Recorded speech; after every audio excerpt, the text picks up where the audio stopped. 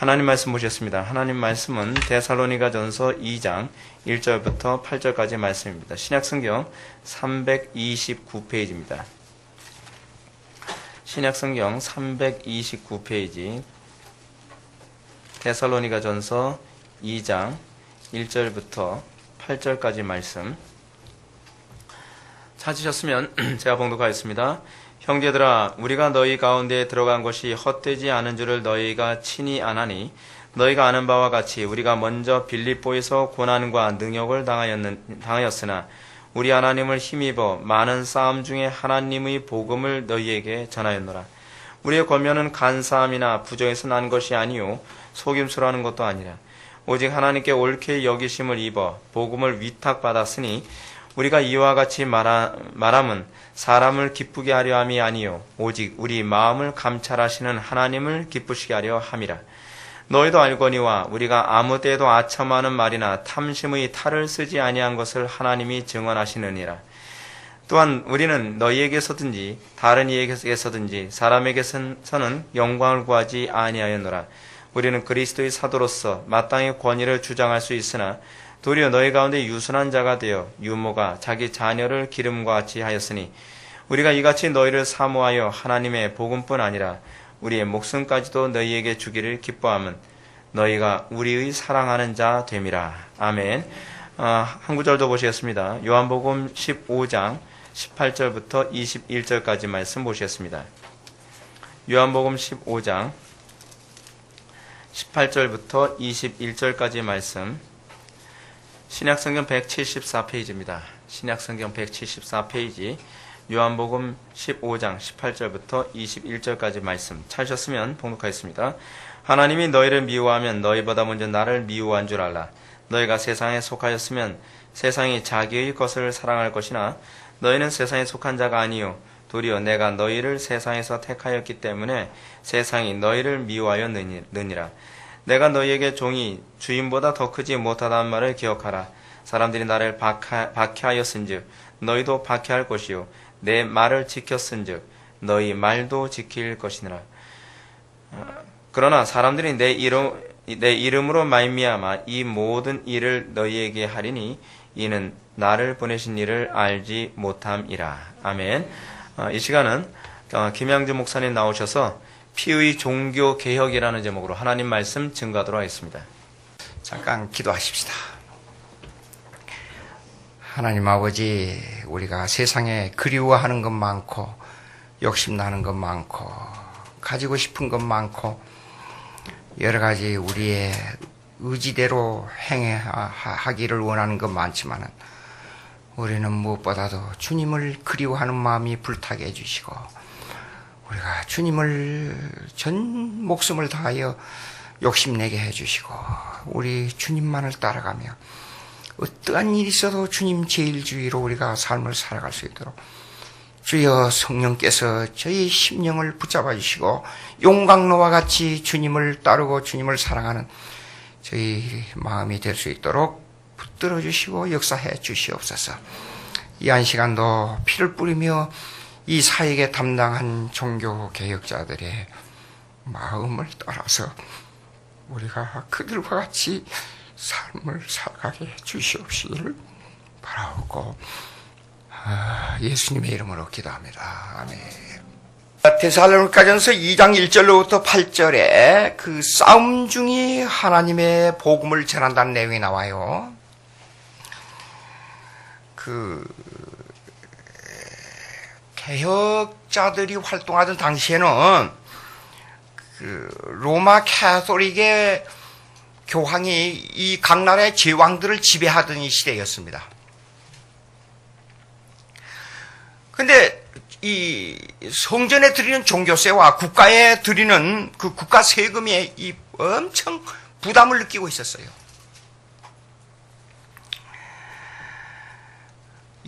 거기에 대한 반발이, 그러니까 종교개혁은, 루터의 종교개혁은 종교개혁뿐 아니라 전 정치와 전 문화계와 전 사회에 영향을 끼치고 있었습니다.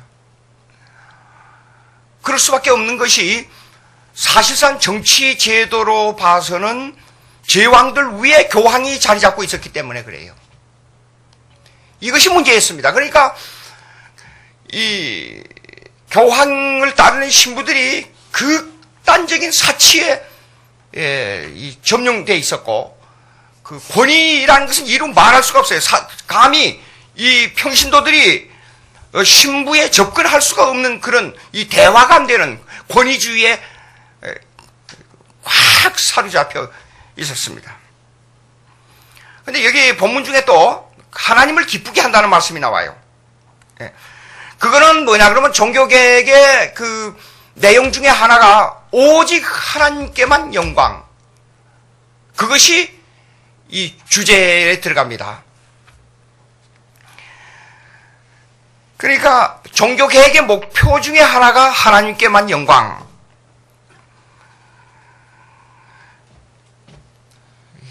종교의 타락은 현세에 대한 현세에 대한 안일, 현세에 대한 이 즐거움으로 자꾸만 기울어질 때 종교 타락이 돼요. 그거는 내 영광이지 하나님의 영광이 아닙니다. 근데 사람이 진정으로 기쁨을 누릴 때는 하나님에 대한 이타주의가 돼야 돼요. 여러분, 세상에서 가장 맛있는 음식을 제가 먹었습니다. 한 예로. 그러면 먹고 난 후에 별로 맛이 없는, 가장 맛이 없는 음식을 먹고 난 후와 그 먹고 난 후에 기쁨이 어느 정도 그걸 실제적으로 측정할 수가 있어요? 여러분 마음속에 우리 한국 속담에 아주 묘한 게 있어요. 하루를 즐겁게 하려면 목욕을 하고 이발을 하고, 3일을 즐겁게 하려면 저 앞에 논밭을 사고, 그 다음에 3개월을 즐겁게 하려면 결혼하란 말이 있어요. 이 세상의 즐거움이 그렇게 아주 한정적입니다. 그러니까 진짜 즐거움은 영적인 하나님과의 교제 관계에 있는 거예요. 그것은 하나님을 영광 돌릴 때에 그 즐거움이 지속됩니다. 그 현세의 즐거움뿐 아니라 그 즐거움을 어디로 가냐면 영원한 하늘나라로 연결되기 때문에 그래요. 저는 나이가 자꾸 들어가면서 거의 매일 하루도 빠지지 않고 하늘나라에 가면 내가 어떻게 주님과 대화를 하는가, 그거 생각해요. 그러니까 현세의 즐거움을 잊어버려요. 그러니까 종교 개혁의 목표 중에 하나가 하나님께 영광이었어요. 근데 여기 보십시오. 데살로니가전서 2장 1절부터 8절 사이에 하나님을 기쁘게 한다는 말씀이 나와요. 교회 성도가 타락하면 타락할수록 현세의 복에 집중되고 있는 겁니다. 하나님을 매개로 해가지고 현세의 문제를 어떻게 타개하느냐, 조금 공격해서 안 됐지만은 한국교회 여러분 TV 틀어보세요. 그러면 거의 90%가 하나님을 매개로서 현재의 문제를 어떻게 타개하느냐, 거기에 집중되어 있어요. 하나님께 영광은 거의 나오질 않아요. 참 기쁨은 하나님께 영광이 될 때에, 내가 하나님께 영광의 도구로서 사용되었다 할 때에 정말로 마음속에 기쁨이 나옵니다. 그 다음에 그것을 위해서는요, 세 번째 나오는 게 목숨까지도 너희에게 주기를 기뻐한다 그랬어요. 여러분, 자기 목숨을 던지면서 기뻐하는 사람 있어요? 방계승 목사님이란 분이 주기철 목사님하고 순교회 대열에 들어갔습니다. 그게 맞는가 모르겠네. 내가 하도 그걸 읽은 지가 오래돼서. 이기선 목사님하고 같이 이제 감옥에 갇혔어요. 그런데 다리를 좀, 소아마비가 있어서 좀 다리를 절었어요. 그런데 소아마비가 있어서 다리를 절고 있기 때문에 올라오라 소리도 않고 매도 좀 덜 맞고 그랬어요. 그런데 그때 누군가, 주기철 목사님인가 어떤 분이 너무 몸이 약해져가지고 이제는 걸어 올라갈 수가 없을 정도가 되어 있는데 2층으로 올라오라 그러니까 그 저는 다리를 가지고 업고 2층으로 올라갔어요. 이놈 다리에 아프고 소아마비 걸렸다고 좀 내버려 두었더니 내가 업고 올라와? 이놈 한번 맞아봐라. 되게 때려줬어요. 만신창이가 돼서 얻어맞고 자기 방으로 돌아와서 눈물을 흘리면서 하나님 감사합니다. 나도 선교의 대열에 들어서 이렇게 얻어맞을 수 있으니 감사합니다.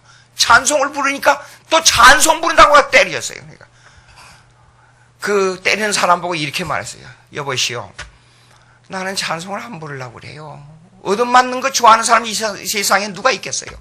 근데 내 자신도 모르게 감격해서 찬송이 나오는데 그걸 어떻게 하란 말이에요. 기가 막힌 얘기입니다. 기가 막힌 얘기.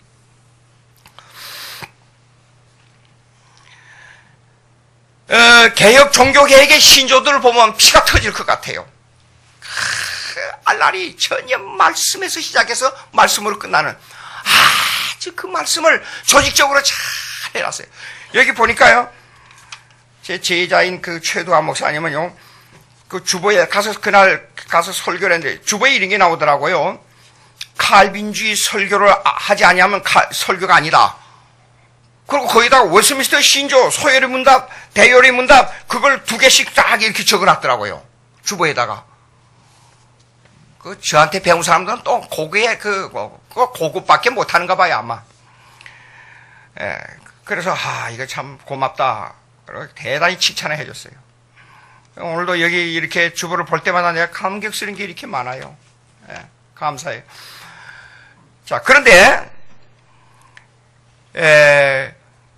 그렇게 이 종교개혁 신조는, 웨스민스터 신조는 그러니까 4년을 넘어 전쟁을 하는데 영국에서 그러니까 남북 전쟁이 일어날 때 그 젊은이들의 피를 흘리면서 이 신조를 만든 겁니다.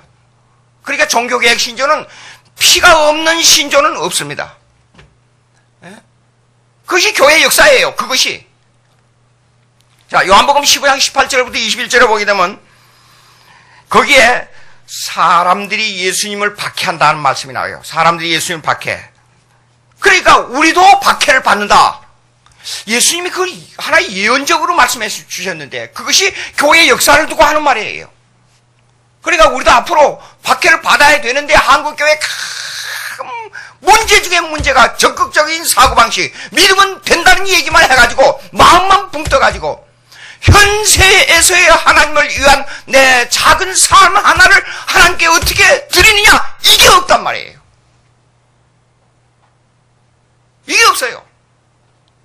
그러니까 이름도 없이 그냥 숨어서 주님께 주님의 일을, 영광을 돌리는 일을 해야 돼요. 몰래 떠들지 않고 내가 병 났다. 저도 목회하면서 의사가 병은 뭡니까? 교통사고로 그 성도 한 분이요. 교통사고로 차가 받아가지고 콘크리트 바닥에 떨어져서 저기 의사가 빨리 장례 준비하시오. 결정 냈습니다. 눈을 제 보는 앞에서 이거 어떻게 할 수 없습니까? 애원하니까 그 외아들을 바라보고 평생을 살았던 분이에요. 이거 어떻게 할 수 없습니까? 그러니까 안 됩니다. 어떻게 할 수 없습니까? 하도 애원하니까 제가 의사가요 눈을 이렇게 보여줘요. 근데 동공이 하나도 없어요. 이거는 이미 죽었다는 뜻입니다. 그러니까 내일 모레 장례 준비하세요. 그 아들하고 얼마나 몸부림을 치며 기도했는지 몰라요. 살아났어요. 그런 일도 있어요. 그런데 그런 것을 심소붕괴해가지고 하나님의 능력만이 강조해서 우리로 하여금 우리 자신이 하나님께 어떤 자세를 갖춰야 되고 어떻게 우리가 하나님께 드려야 되는 것은 잊어버리고 있단 말이에요. 근데 종교개혁자들은 자기의 피를 바치면서 그 일을 행했습니다. 자기를 바쳤습니다. 모든 걸 바쳤습니다. 그리고 종교개혁 신조를 만들어낸 거예요.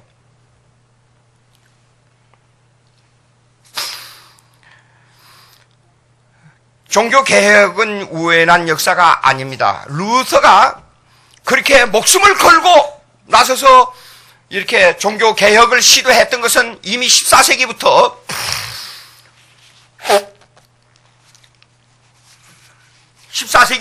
종교개혁의 뒷받침이 있었기 때문에 그래요. 피를 바친 종교개혁의 뒷받침이 수많은 사람이 있었지만 단 간단하게 한 3사람만 제가 소개하겠어요.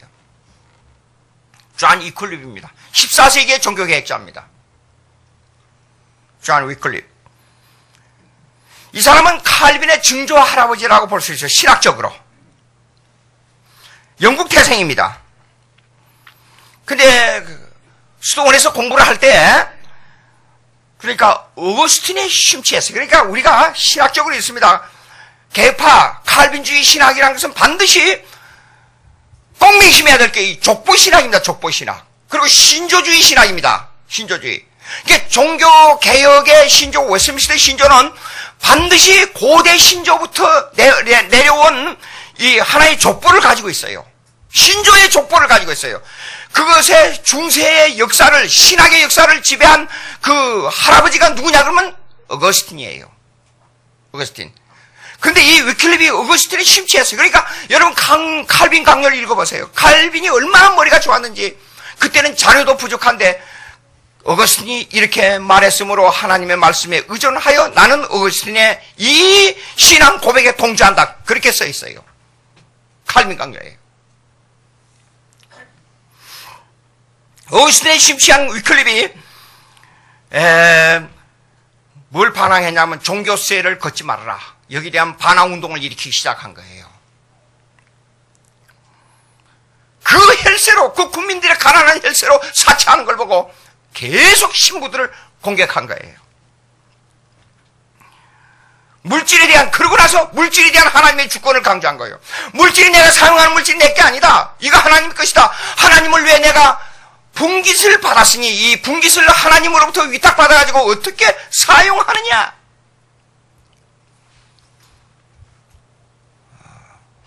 제가 교수 생활을 하다 보니까 우리 한국에는 체면 문화가 많아가지고 교수님의 입장에서 5,000원짜리 된장국을 먹을 수 있습니까? 가서 어디 제가 식사하십시다. 호텔에 가서 롯데 호텔이 그렇게 비싸다는 얼마를 줬는지 모르겠어요. 제가 대접을 받았으니까. 그래서 옆에 사람한테 이렇게 많은 딱 한 번씩만 찍어도 가득 차가지고 다 먹을 수 없는 그런데 식당에 들어가서 식사를 해요. 얼마나 합니까? 그러니까 아이고 걱정하지 마십시오. 우리가 다 냅니다. 글쎄 가격을 좀 알아봅시다. 그러니까 자꾸 옆에서 이렇게 들어와서 물으니까 8만 원이라 그랬어. 그래서 5,000원을 계산해 보니까 5, 8, 40, 16번을 사 먹을 수 있어요. 16번 먹을 수 있는 식사비를 한 번에 소모해 버린 겁니다. 이렇게 돼서는 안 돼요, 우리가. 신앙생활이 뭡니까, 여러분? 아까 마치 목사님 말씀 잘 하셨어요. 작은 일에서부터 하나님을 생각하는 거예요. 작은 일로부터 나를 절제하고 작은 일에서부터 내 것을 아끼고 남을 도와주는 거예요. 제가 미국 교단에 있을 때, PCA 교단에 있을 때 그 칼빈의 후예들인 그 언약파들이 있습니다. 스칼랜드에. 언약파들이 사는 아틀란타에 가서 식사를 하게 되면 이쪽에 맥도날드이 10jon이 더 비싸고 이쪽에 잭인더박스가 10jon이 더 싸면 가만히 보고 있다가 그들 일로 가자 그래요. 300년 전에 조상들이 쓰던 그 나무 의자를 그대로 놓고 지금 살고 있어요.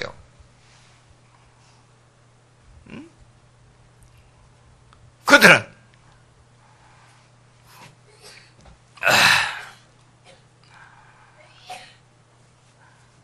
그 다음에 그 물질에 대한 주권 아주 강조했습니다. 그 다음에 성경 번역이었습니다.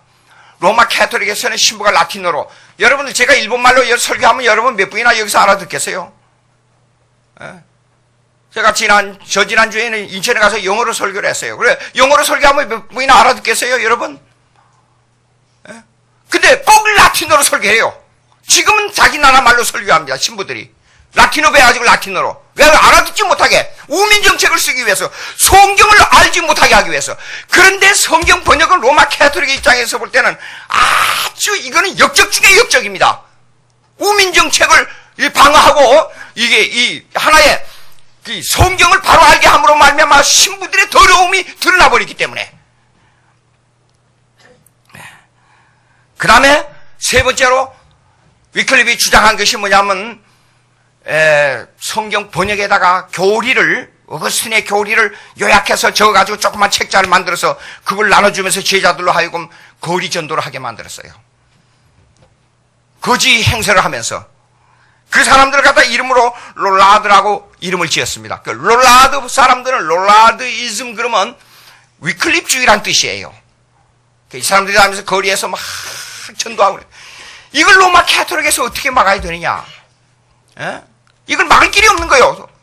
이 거리에서 돌아다니면서 그렇게 하니까. 그래서 결국은 어떻게 하면 이 클립을 때려잡느냐 하는데 이제 초점을 맞춘 거예요. 그래서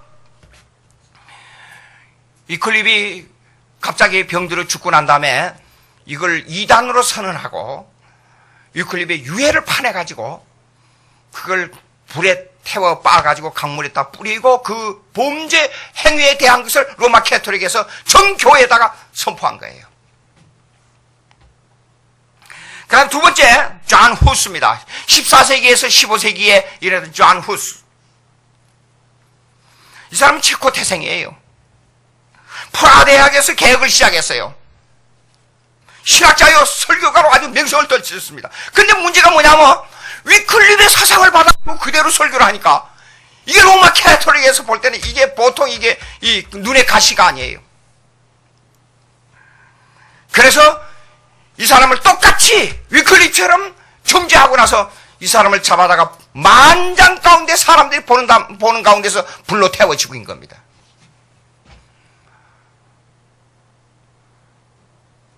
저는 가끔 생각을 해요. 이 종교개혁자들의 이 사상을 자꾸 읽으면서요. 한국 땅에 살면서 우리는 순교당할 수 있는 기회가 없어요.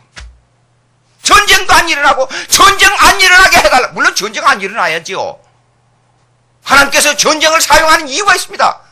인간들의 사악한 것을 회개하기 위해서 전쟁을 사용해요. 하나님은. 염령교회 가서, 중국의 염령교회 가서 설교를 하는데 장로님이 한 분 와 계세요. 근데 여기가 이렇게 잘렸어요. 손이. 양쪽 손이. 그리고 걸음을 잘 못 걸어요. 왜 그랬으니까 공산당에 잡혀가서 고문당하면서 이게 잘린 거예요, 이게요. 근데 그 아들이 담임 목사예요.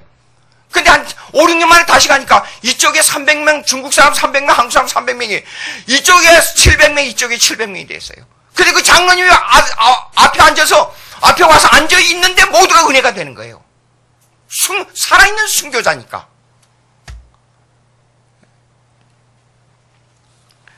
그럼 세 번째로, 지롤라모, 이름이 좀 이상해요.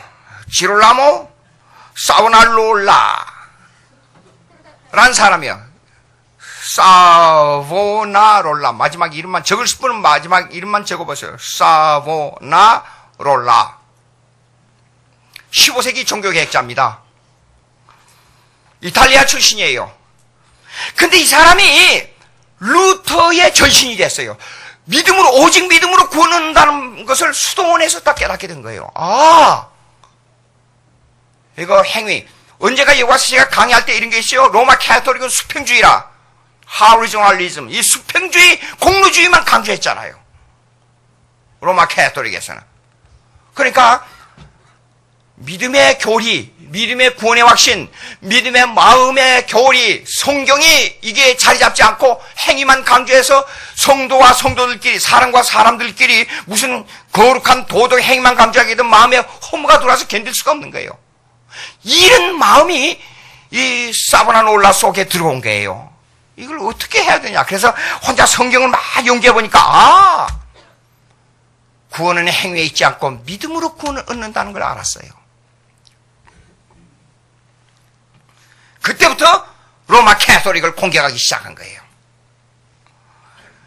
그런데 사람들이 자꾸만 믿음이 일어나고 자꾸만 이 사보나롤라 마음으로 돌아가니까 이 사람을 당근으로 유도하기 위해서 추기경을 허락해 줬어요. 로마 캐토릭에서. 그때 이 사람이 추기경을 받았겠어요? 이런 말을 했어요. 기가 막힌 얘기입니다. 나는 추기경의 모자를 받지 않고 붉은 피로 물든 순교자의 모자를 쓸 것이다. 가슴이 피가 터지는 것 같아요. 이 글을 읽으면서. 그리고 또다시 이어서 이렇게 말했습니다. 교황은 하나님을 모독하고 성직을 매매하며 무신론자와 같은 행동을 하고 있다. 라고 공격을 했어요.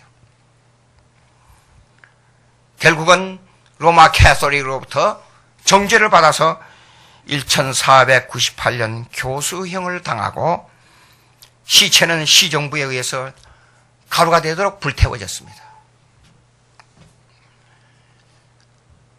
그러니까 이름도 없이 빛도 없이 이런 사람들의 밑거름이 돼가지고 루터가 힘을 얻어서 종교개혁을 하게 된 거예요. 그러면 이 종교개혁 루터는 잠깐 한 2, 3분 이 얘기할 게 있지만 넘어가기로 하고, 칼빈으로 바로 넘어가 보겠습니다. 칼빈은 자신은 50대까지 살았지만 주위에 수많은 선교사를 냈습니다. 칼빈의 전신은 사실상 루터가 아니고 zwingli였어요. zwingli는 루터보다 단 2개월 늦게 태어났어요. 근데 그 신학을 쫙 읽어보면 칼빈과 90% 똑같은 사상을 가지고 있어요. 그래서 사실상 칼빈의 전신은 전 민족, 전 사회적, 전 정치적 운동을 바람을 잡고 휘어잡고 운동을 목숨을 걸고 운동을 일으킨 사람이 루터예요. 그런데 신학적으로 칼빈의 앞에서 그 예수님 앞에 세례 요한의 역할을 한 사람이 누구냐 그러면 신학적으로 zwingli예요. zwingli.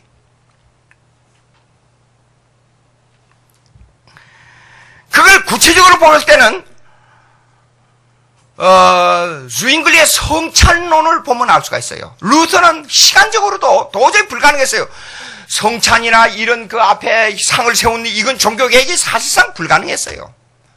그러니까 그 시대 루터 이후에 zwingli나 칼빈에 와서 그것이 가능할 수밖에 없는 시간적인 그 여유를 가지게 된 거예요. 자, 루터는 공제설이에요, 공제설. 자, 보세요.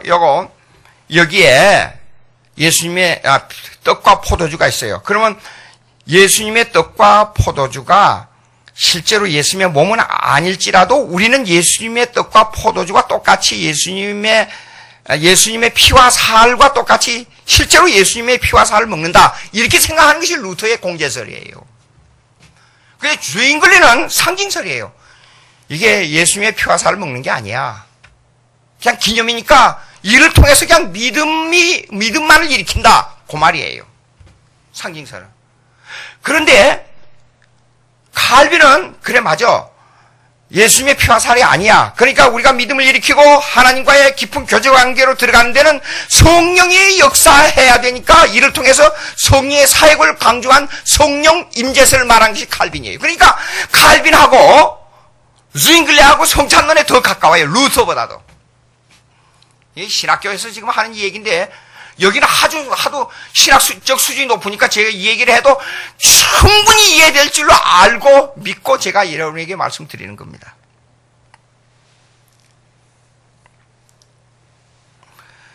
칼빈은 이제 칼빈으로 들어가겠습니다.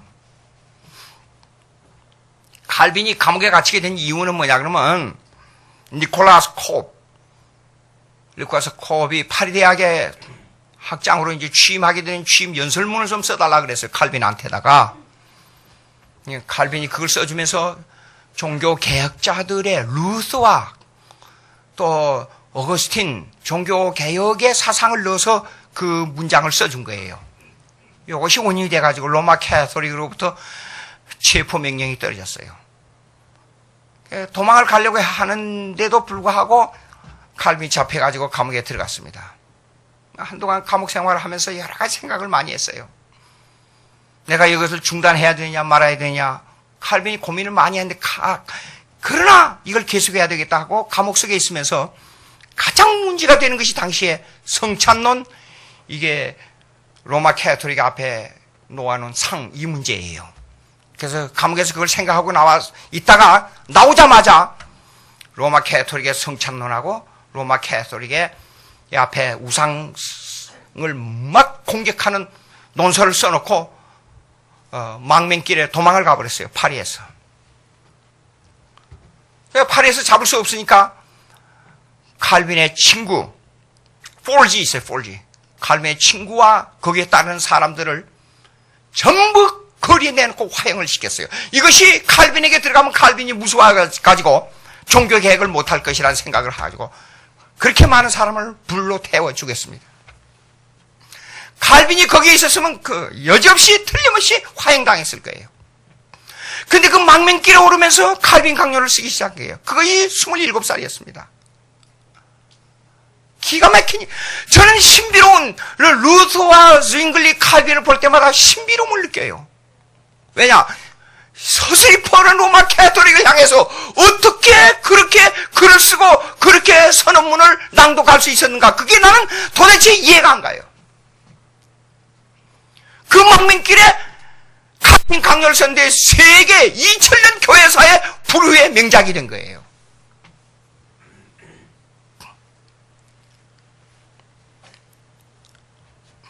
왜 루터보다도 칼빈을 그렇게 죽이려고 했느냐? 그 이유가 있어요. 돈을 끌어모으고 사람들을 절하게 만들고 사람들을 순종시키는 것은 성찬과 이 우상이에요. 근데 가장 핵심이 되는 성경에서 가장 무시한, 오늘도 십계명 읽었지 않아요? 이 계명을 이 사람들이 없애버린 거예요. 우상을 만들기 위해서, 로마 캐토릭에서. 그런데 가장 아린 부분, 가장 약점을 공격하고 떠나버렸으니까 로마 캐토릭에서는 칼빈이 죽일 놈이에요. 죽일 놈 중에 가장 죽일 놈이 칼빈이에요. 그래서 그 많은 사람들을 죽인 거예요. 루터 주위에 있는 사람들은 그 많은 순교를 당한 사람이 없습니다. 그런데 칼빈은 그렇게 됐어요.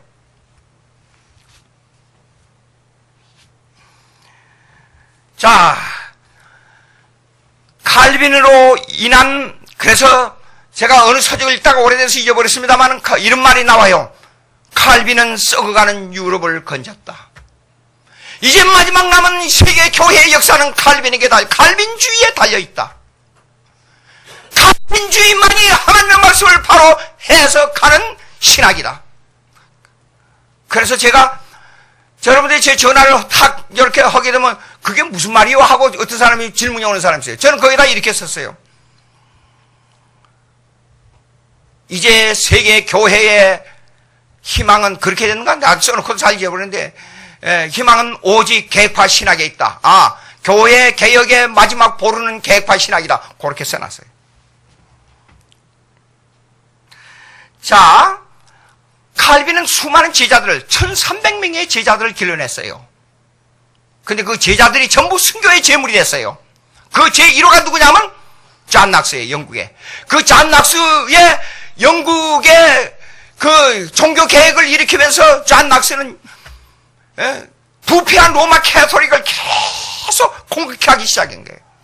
그것 때문에 길거리에서 수많은 사람 앞에서 불로 태워 죽임을 당했어요. 그 제자들이 누구냐 그러면 유럽에 전 퍼져 있는 제자들이 위구노 족속이에요. 그 후예들로 말미암아 청교도 운동이 일어난 거예요. 청교도 운동과 요스미스터 신앙 고백은 밀접한 관계를 가지고 있어요. 근데 청교도 운동을 하는 사람들의 절대 3대 원칙이 있습니다. 절대 준법 정신, 절대 정직, 절대 자기 직분의 충성, 3가지입니다. 그러니까 제가 사우스 캐롤라이나에 가서 미국 사람들하고 같이 컨퍼런스를 하고 나오는데 어떤 한 사람이 구석지에서 그 무더운 여름에 땀을 뻘뻘 흘리면서 풀을 뽑고 있어요. 그래서 내가 Hi, Mister 그랬어요. 그러니까 Hi, 저를 보고 그러더라고요. 그러니까 난 물었어요.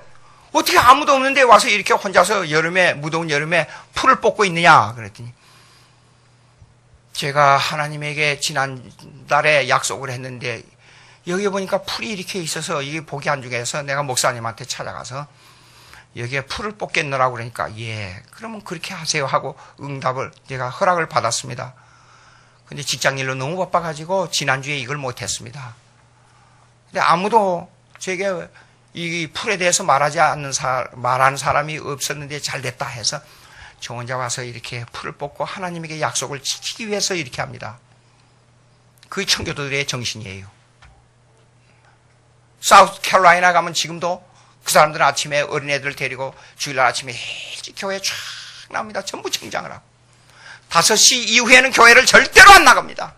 하루 내 주일을 지키며 거기서 일하고 거기서 하고, 쉽게 말해서 일주일 하루의 종교 노동을 위해서 8시간 이상을 반드시 교회에다가 바치고 집에 들어갑니다. 그렇게 사우스 캐롤라이나 가면 주일날 아침이 되면 길거리가 조용해요. 영국의 청교도인들이 사는 지역이에요. 그 사람들을 보고 이름을 언약파들이라 그래요. 그들은 컨퍼런스가 걸리고 뭐 하고 회의가 있을 때마다 집에 있는 동전이고 낫돈을 전부 가지고 주머니에 넣어가지고 나옵니다. 그래서 큰 물병을 쫙 놔둬요. 그러면 전부 거기다 넣어요. 그 돈으로 가지고 세계 선교를 해요. 우리 한국 사람들 조금만 못쓰게 되면 길거리에다 물건 버리고, 이 작은 일 조금만 있으면 그거 필요 없으니까 뭐 10원 20원 100원 어쩌고 그거 상관하지 마라 그래 버리고, 그걸 아껴서 세계 선교를 해야 되는데, 불란서에서 30년 전쟁이 일어났죠. 불란서 혁명. 그 사람들이 누군지 압니까? 위구너 족속들입니다. 로마 카톨릭에서 칼빈의 후예, 존 낙스의 후예들 걸리는 대로 무조건 재판 없이 찔러 죽여라. 그것이 30년 동안 불란서 혁명이 일어난 것이 바로 위구너 족속들 잡아 죽이는 운동입니다. 얼마나 많은 사람의 피를 흘렸습니까? 칼빈의 후예들이 그렇게 많이 죽었습니다.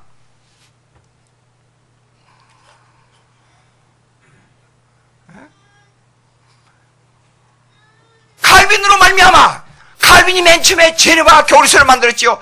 문답식 교리서를 만든 것은 2000년 교회상의 칼빈이 최초의 사람이었습니다.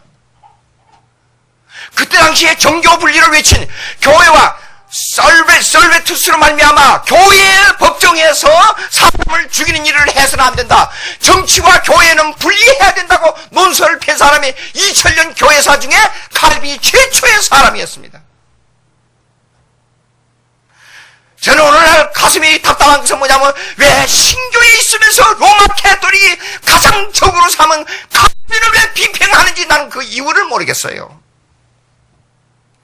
칼빈으로 말미암아 우리가 이렇게 많은 신앙을 마음대로, 성경을 마음대로 볼 수 있고, 성경을 마음대로 해석할 수 있고, 칼빈으로 말미암아 우리가 로마 캐톨릭에 대항하는 교리를 마음대로 받으면서도 그 덕을 입으면서도 왜 칼빈을 신교에 있으면서 비평하느냐 말이에요.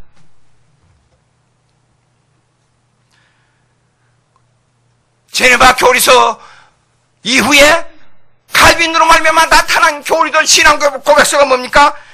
벨직 신앙 고백입니다. 벨직 신앙 고백을 하나를 지키기 위해서 한 지역에서 10만 명 이상의 순교자가 나왔습니다. 은혜를 안고 불끈하게 들어가면서 잠깐만 참아라, 하늘나라에 가서 우리가 행복하게 살자 외치면서 죽어갔습니다. 청교도 신앙, 존 낙스의 신앙, 칼빈의 뜻을 이어받은 신앙, 그것이 바로 그 신조가 바로 스코틀랜드의 연약파들의 신조가 바로 스코틀랜드의 신앙 고백서입니다. 그것이 웨스민스터 신앙 고백의 기초가 된 거예요. 독일에 와서는 하이델버그의 신앙 고백서입니다. 스위스에서는 헬베틱 신앙 고백서입니다. 이렇게 많은 신앙 고백서를 칼빈의 기초에서 만들어진 겁니다.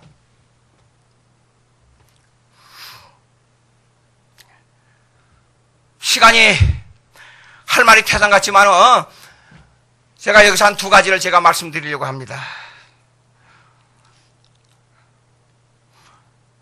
우리의 자세입니다. 우리는 그들과 같이 피를 흘리면서 신앙을 위해서 싸울 수가 없는 환경에 살고 있습니다. 그렇기 때문에 우리는 가장 힘든 것이 뭐냐면, 제 신앙생활 속에서 가장 힘든 게 뭐냐, 옛날에는 배고프고 어렵고 병들고 그럴 때 하나님, 주님의 십자가 그러면 눈물이 주르르 흘렀어요. 한번 해보겠습니다.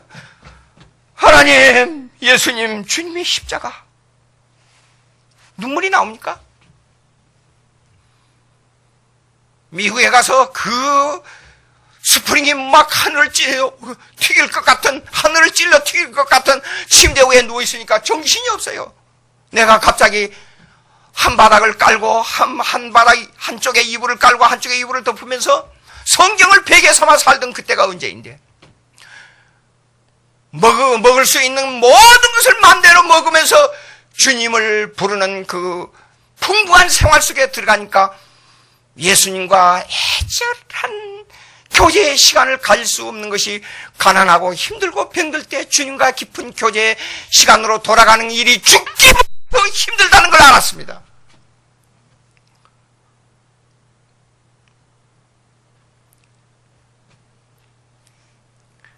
어떻게 살아야 됩니까, 우리가? 항상 마음을 주님께 두고 내 자신이 어떻게 하나님과의 어떤 관계를 가지느냐? 아주 조그만 일에 회개하며 살아야 됩니다. 그것이 선교자들의 뒤를 이어가는 겁니다. 그것이 종교개혁자들의 뒤를 이어가는 겁니다. 주님의 이름으로 복을 받았으니 세계 최고의 맛있는 곳에 가서 먹자, 살자. 그것이 아닙니다. 그렇다고 해서 무조건 자기를 비하시키면서 살라는 말은 아닙니다. 열심히 일해서 돈 벌어야 됩니다. 열심히 일해서 누구보다 충성되게 살아야 됩니다. 그러나 그 잉여 사물을 가지고 하나님께 어떻게 영광 돌리냐, 그 삶을 살아야 된다, 그 말이에요.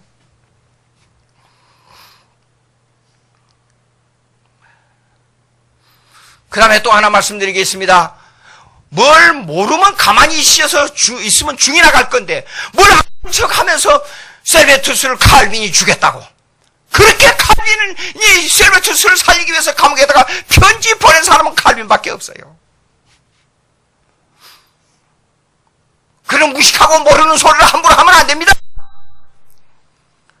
올해는 칼빈의 삶을 10분의 1, 100분의 1도 따라가지 못하면서 가지고 칼빈, 루터 비평하고 함부로 버리고 안 됩니다. 삶을 아무 얘기를 해야 됩니다. 우리는 종교자들을 깊이 가슴속에 새기며 살아야 됩니다. 그들의 순교적인 삶이 그렇게 막 피를 흘린 그 순교자들의 삶이 우리 속에 가슴에 남아있어서 우리의 삶 속으로 이어지고 우리의 모든 인격체로 변화되어야 됩니다.